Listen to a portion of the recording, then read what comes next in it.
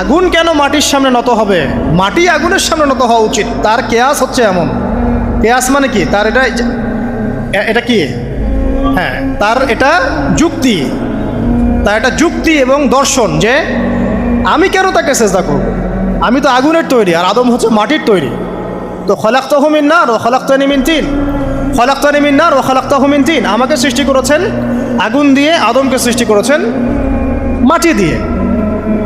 আবা ওয়াস্তাকবারা, আল্লাহ পাক বলছেন সে উদ্ধত হলো এবং অহংকার প্রদর্শন করলো। আর আল্লাহ পাক অনেক কিছু মাফ করে দেন, কিছু কিছু বিষয় আল্লাহ পাক মোটেই পছন্দ করেন।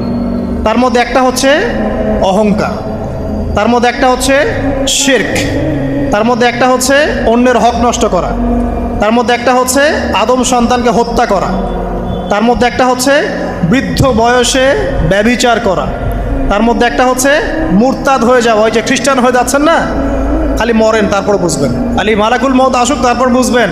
আল্লাহ রাব্বুল আলামিন বলছেন তার রাসূলের মাধ্যমে, কেউ যদি সাক্ষ্য দেয় আল্লাহ ছাড়া কোনো মাবুদ নাই, মুহাম্মদ সাল্লাল্লাহু আলাইহি ওয়াসাল্লাম শেষ নবী, ঈসা ইবনে মারইয়াম আল্লাহর প্রেরিত নবী, আল্লাহর পুত্র নন, জান্নাত সত্য এবং জাহান্নাম সত্য, এই পাঁচটা বিষয় যদি কেউ সাক্ষ্য দেয় ইনশাআল্লাহ সে জান্নাতে যাবে, তার আমল যেমনই হোক না কেন।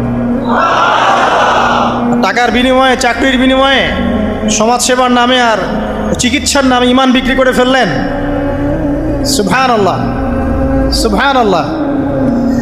তোমাদের এই পৃথিবীতে বেঁচে থাকার চাইতে মাটির তলে